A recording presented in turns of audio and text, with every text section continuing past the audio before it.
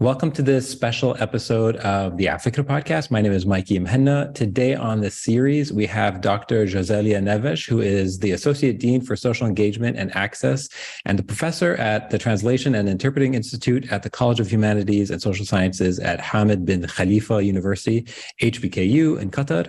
Her expertise and research interests lie in translation studies and audiovisual translation and multisensory communication, which we will talk about with Josélia. Welcome to Afikra.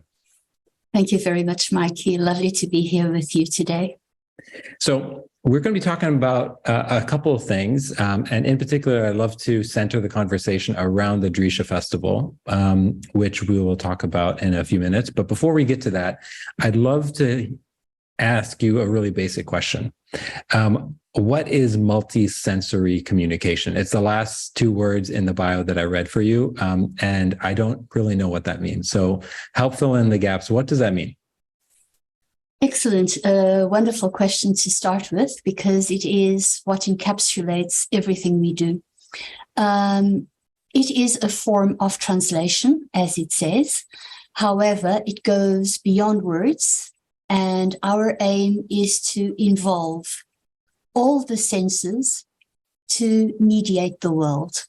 And that simply means finding communicative solutions that will engage people through the senses that they have most active. This is incredibly important for persons with disabilities, because imagining that you are deaf, you can engage with the world through vision. Or if you are blind, you can engage with the world through touch, through hearing, through proprioception. And this goes across all other profiles, which I would like to take beyond disability to talk about different abilities. So intersensory translation is mediating for the senses, and our text is the world. We translate for every kind of experience in the world. How long have you been doing this work? How did you first get into it? What was your entry point into this work? This has been a long journey. I've only arrived at intersensory translation after coming through the traditional forms of written translation, then audiovisual translation, and now this broader sense of translation is the culmination of a process that is over 30 years long now, 8 of which going on 9 here in Qatar. Amazing. So I want to use the Drisha Festival as a sort of a case study, if you will, Absolutely. For how we think about public programming. So that term is a term that we use all the time. Every single institution thinks about public programming. But there's oftentimes a focus on the second word, programming, and less focus on the first word, which is which public are you engaging? And I feel like your work deals with that in particular. How do we engage the broadest public? So let me ask you a question, if you will. Please explain to our listeners, what is the Drisha Performing Arts Festival, and we'll use that as a case study for how you approach this work. Excellent. The Drisha Festival is a week-long, complex and rich experience. That a festival, as the name goes, that is happening in Qatar Foundation, in an incredible environment, which is the Oxygen Park, in a wonderful weather, because people come and they have a multisensory experience of a venue that is open to them to celebrate the Arabic culture, the Arabic language, the arts, the identity and spirit of the Arab world, in a multi-format show that combines tradition, modernity, different areas of knowledge, sciences, research, music, acting, the arts in general. And what makes this program particularly special is the fact that it is for all.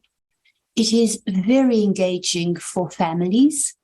It is very age divergent and appropriate. So we will see grandparents with their adult children, their grandchildren, generations coming together to celebrate the beauty of this culture and the beauty of this language.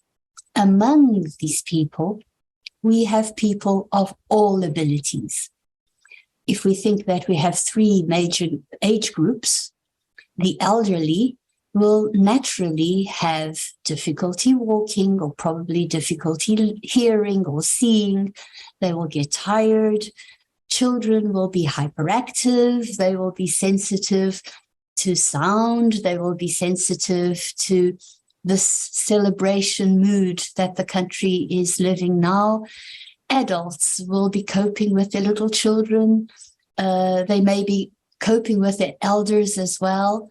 And providing all these different profiles with a unique experience makes Darisha a unique festival. I would say the first of its kind in the Arab world. What are some of the challenges, the inherent challenges in approaching this this sort of mindset? As organizers, as people with this mission and this goal, what are some of the inherent challenges that somebody like me, who's just consuming the programming, may not even imagine, sort of underneath the surface? Qatar Foundation has excelled in taking what we call the end-to-end approach, using what we also call the Russian doll model. And that means that right from the moment of inception, the programming was one that was centered in the person. If we think of the Russian doll, there's a little wooden doll, and all the casing comes around the doll. Now, if we think about human diversity, that little hard doll can be in a wheelchair, or may be blind, or may have difficulty walking, or understanding the language, or understanding the culture. So the Darisha programming and the team took the innovative approach of thinking of all these different profiles and finding mediation solutions and elements of interest to allow every single person to have a unique experience that is meaningful to who they are, the background they bring, their age, their interests, their abilities. Now, the uniqueness is very often accessibility comes as an afterthought.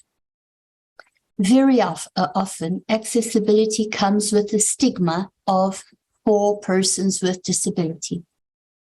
What Darisha brings, which is absolutely unique and innovative, is it is not a solution to a problem. It is an offer that opens itself to difference. And it is not something that we add on. It is something that all the teams embrace from the beginning. Of course, that brings us massive challenges because it means bringing together with the same language different teams, and there are multiple teams that come together to produce an event of this magnitude, and everybody needs to be on the same page, from the usher who is welcoming people at the door to the producers who are setting up the project, the program itself, and then to the logistics that this entails.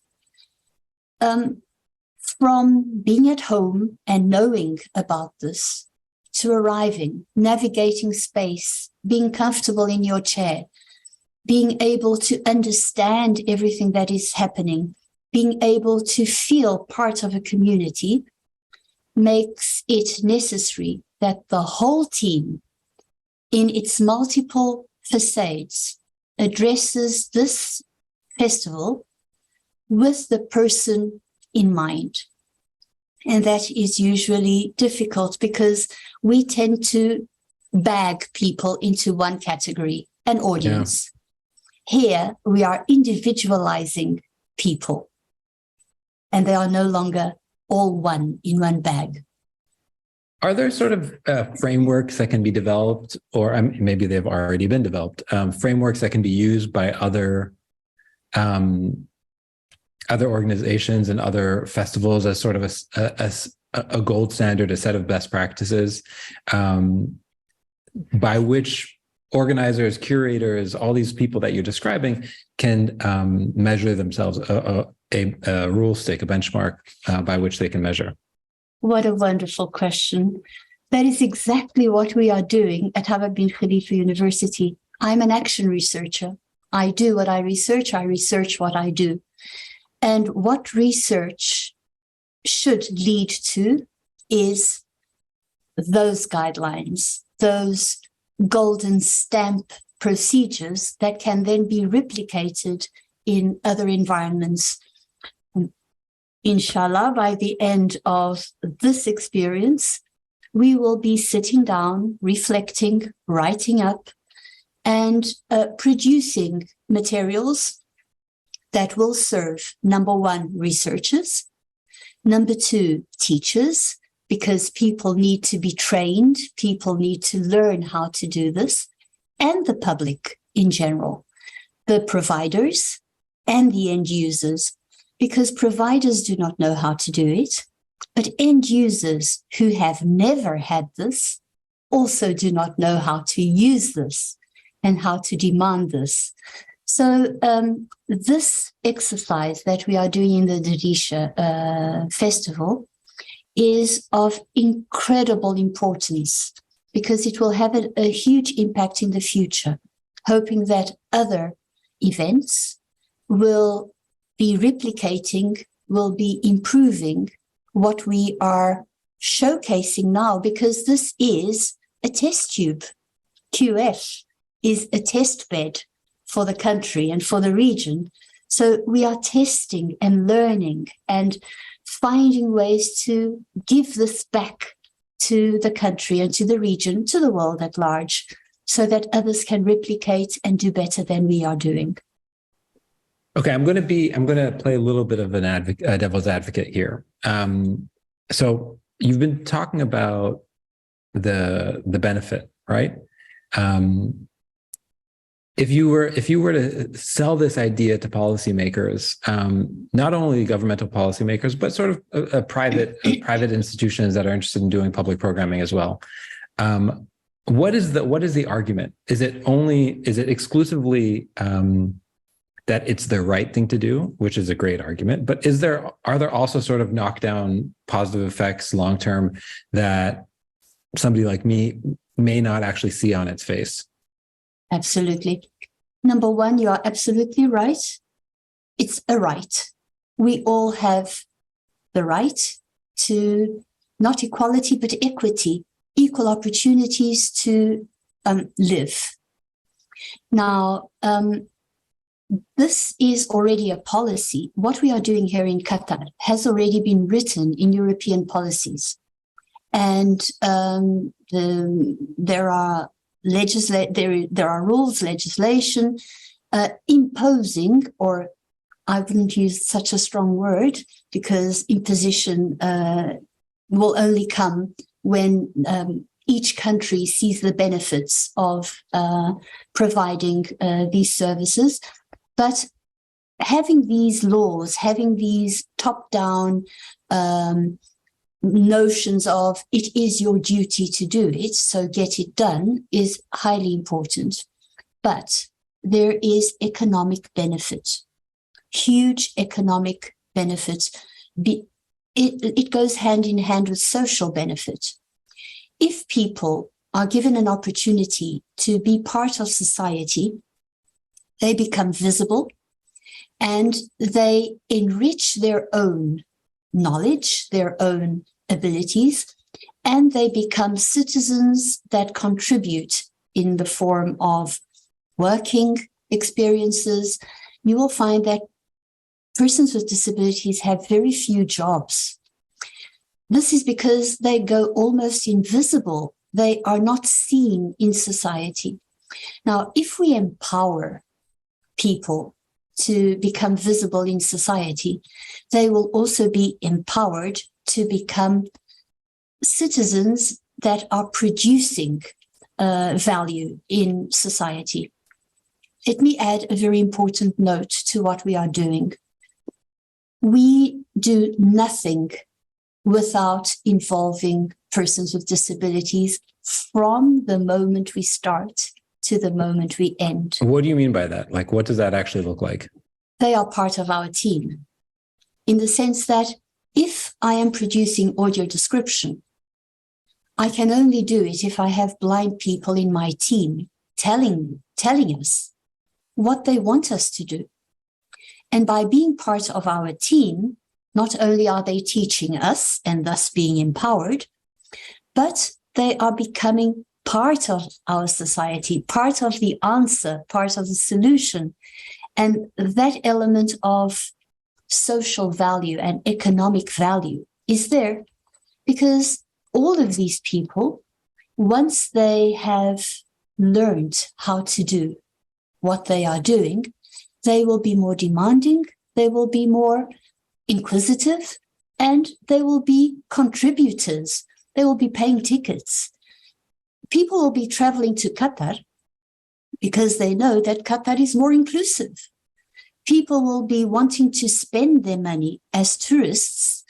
If, let's think of our aging community across the world. Where do the elderly want to spend their money? They want to go on tourism. They want to, so come and visit Qatar, because Qatar is welcoming of those of you who may need that little extra support to enjoy your life. So in the long run, we think of accessibility as being beneficial for the countries who take this seriously. Tourism, accessible tourism is the future, and it leverages the quality of life of those who live in the country. By doing that, we empower people. By empowering people, life can only be better. It's this simple. It's interesting, at the beginning you were talking about these like age groups and how that actually fits into this framework, which is something that I didn't ever think about before. When somebody mentions accessibility, the narrow definition is like, okay, so you have some wheelchair ramps, you have some translation services, you have, Braille in places. That's a very narrow and shallow vision of what that actually looks like. It's interesting to see you expand it pretty dramatically and think about ability and everyone's different levels of ability and variations of ability. I'm curious about you, since you've been working in this field for so long. If I were to have spoken to you 20 years ago or 15 years ago, would you have had a similar version of this definition, or has your working definition, your own understanding of what we need also changed? Clearly, it has changed and it has evolved, and I feel that it will evolve further in the years to come. Because at the beginning, I started my journey on what was already there. Coming from Europe, accessibility at the time was seen as serving, the afterthought, the ramp that we have to put once the building is there. Now, across the years, notions have evolved. And as a researcher, as a social entrepreneur, I've learned how far this can be impactful for the development of societies. And I'm absolutely sure that this notion will develop even further, because accessibility is simply about communication. It's about the way we communicate who we are and how we interact with others and the world. Unless there is mediation, we will not be communicating with each other. And cultures, languages, abilities all need to be mediated. And that is not about disability. That's about the specificities of every age, every context, every experience. So yeah, this is work in progress. These are notions that need to change rapidly, that are changing rapidly in the world. And I would think that the Arab world is privileged to have had the opportunity to have a World Cup in Qatar, and Qatar has taken steps beyond what could have been imagined elsewhere, because it's a young context, it's a thriving country, and it has all the ingredients to lead the way in this new approach to welcoming people in everyday life. Yeah. Can we talk a little bit about technology? Because technology obviously sits at the forefront of how we can build more inclusive and more accessible public programming. How is technology used at Darisha, and how are you guys experimenting new ways of using tech to make these events as accessible as possible? The word experimenting is indeed key. Darisha, as I've said earlier on, has been a test tube, and we've been experimenting solutions. How are we going to put up a sign language interpreter in the live performance? How are we going to deliver? And here at this precise moment, we are seeing the equipment that we are using for live audio description. How are we going to give these people an experience without impacting on the experience of everybody else? So there is a lot of equipment out there already. Some of it is high-tech, other low-tech, simply having people talking to the actors and having them feel the air and the vibe that comes from that skirt. That alone is low-tech technology that is making an experience absolutely unique. Is this only for blind people? No, it can be used by anybody, and it attracted everybody that was around to experience this. So yes, we need to invest in technology. The higher technology, the better, the best, or the stronger the technology we use to support our efforts, the better. Let me, if I may, just have a little take us somewhere else for a few seconds. Yeah. We also provided audio description in the World Cup. We are providing audio description in the World Cup. In the Darisha exercise, we were using low-tech, we were using the equipment that we could bring together because we were experimenting. Now, in the World Cup, we were using the FIFA app, and people were receiving or are receiving the audio description on their cell phones through a web-based system. Now, if we are to compare these two realities, is one better than the other? No, we are simply arriving at the same solutions using whatever technology is available. And this allows me to send out a message to whoever is listening to us. We cannot stop ourselves from doing things because we do not have the technology, we do not have the means, we do not have the funds. Much of what we are doing can be done on a shoestring. It's about attitude. It's about commitment. It's about believing that we can mediate for all. If we can achieve an app, as is the case of the FIFA app that we are using for all the games and all the ceremonies around the World Cup, fantastic. But if not, let's continue experimenting. And something as simple as touching the clothes of the actors made the day for these people who cannot see what is going on the screen or on a stage. So it's really about being inventive, about being creative, and about being caring. Yeah. And that's what we have found. So let me ask you another question that has nothing to do with budgets and has nothing to do with tech, but language. When you think about marketing material and copy and all that stuff, the way public programming is positioned, what are some of the subtle ways that you and your team have tried to change the culture around these types of events? I'll give you a really simple example. I mean, I run a very small organization and we host events all the time.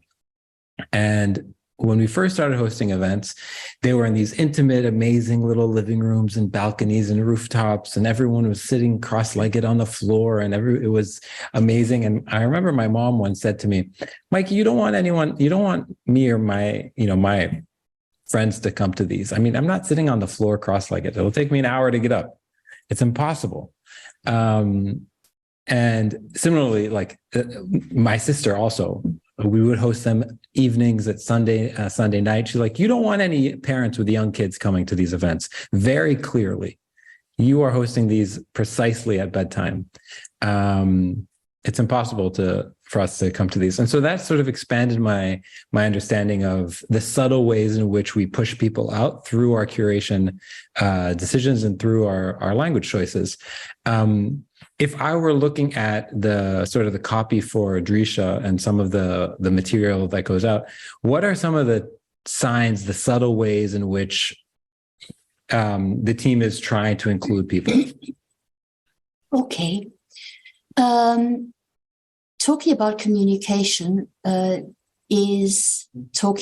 we go back to everything, is absolutely fundamental. The way we sell these events, the way we make sure that they are reaching the people we want to reach. Of course, programming, you mentioned time and you mentioned conditions. Darisha couldn't happen in the summer. Yeah. Darisha is happening outdoors in a park that is inclusive in itself, in the sense that it is a public space that is welcoming of families, is welcoming of this diversity that we are looking at. Now, if we want to make this truly impactful, our communication must be consistently accessible. And if there is space for improvement in the Darisha, I would say that in communicating this event as inclusive and accessible will have been the most difficult part of our programming, because everything we say about the program has in itself be conducive to welcoming these people, these differences in these different moments. If we have a show that is sensitive and adapted for children who are on the spectrum, for instance, we have to clearly say it's at 3:00 in the afternoon. It has sensory concerns. We have made it a sensory-friendly session, and children and families are welcome, including those who may have sensory sensitivities. If we have sign language in all our communication, we have to say, show XYZ has sign language interpreting. But it's not enough to say it.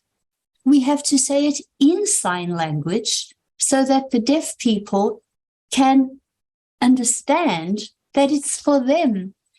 If we have subtitles in English, in Arabic, in French, and Italian, We have to communicate that online. We have to send out in our social media. And we cannot do it in English or in Arabic. We have to do it in the other languages as well. So the communication of these programs has to be looked at very, very carefully. And in itself, it is a program within a program, because it's useless. And let's go back to our Russian doll. It's useless to think that we can have little hard dolls sitting in front of stages at time 5 p.m, unless these people know that it's going to happen, how it's going to happen, where it's going to happen, how they can get there, etc. Yeah. So yeah, it's a project within a project. Amazing. I'm going to ask you one last question before we wrap up, which is, let's go to an organization that has a shoestring budget, right? As you said, you said that shouldn't be a barrier. What would you say are sort of like the top 5 things that an organization like that should keep in mind, borrowing from the framework that you're developing at HBKU? What are some of the sort of the most important things that are budget independent, but that every single organizer should be doing these 5 things no matter what? They don't have an excuse not to be doing them. Okay. Number 1, human resources awareness. That's the fundamental. People must become aware that whatever they do is for the benefit of a diverse group of people. Unless they think that way, nothing will be done. So if you have zero budget or very little budget, use that very little budget to train your people. Most important element. Number 2, it's about creativity. And creativity doesn't require money. As we said, you may not have audio description, you may not have etc., etc., etc. But if you invite people to come and talk to the actors alone, that is already an experience. Number 3, never think that you have to have it all to have something. Very, very small actions can make a huge difference. Simply by installing that little ramp in the right place, simply by having an usher who is aware of difference, you can make a huge impact on somebody's life. Finally, if you do have a little seed money, sit together and plan. Don't think about this once the event is already on the ground. Because little things that are thought about when planning will save a lot of money and a lot of headaches when putting things on the ground. Final, make it your priority. Write it in big, bold letters when you start preparing whatever you are doing. I want this to be for all. Next question, how do I make it for all? And the answers will appear. Let me add the last one. Don't do it alone. Bring in the people, bring in your end users, and let them co-create solutions with you. It will come so easily, so naturally. It will be organic, which is what is happening in Darija. It's becoming organic. And then it will be endemic. And then it will be there forever. Amazing. Well, I really do appreciate you sharing some insight. This is a topic that sadly we don't speak about as much as I'd like to. And so it's interesting, especially because of all the public programming that we see around the region. It's interesting to get the curtain pulled back a little bit and to hear about your work and the work that's being done at the Darija Festival. Dr. Josélia, thank you so much for joining us. Thank you. And if you will allow me, I need to add one little line. Sure. This is not my project. This is the project of an amazing team of young people who believe in this who have been trained, who are incredible professionals, ready to serve the community. This is the work of, I like to use the word love and collaboration, where we have come together in Qatar Foundation to speak the same language. And I think time is ripe. This team of young professionals are ready to support the region and the country. They are unique because they are local, they are Arabs, they know the region better than anybody else, and they are ready to help, support, and be with the countries who want to make this happen. So thank you for the opportunity, and I can only wish the very best for all the future programming that will take accessibility and inclusion seriously. Very, very grateful. Thank you. Thank you. Thanks so much.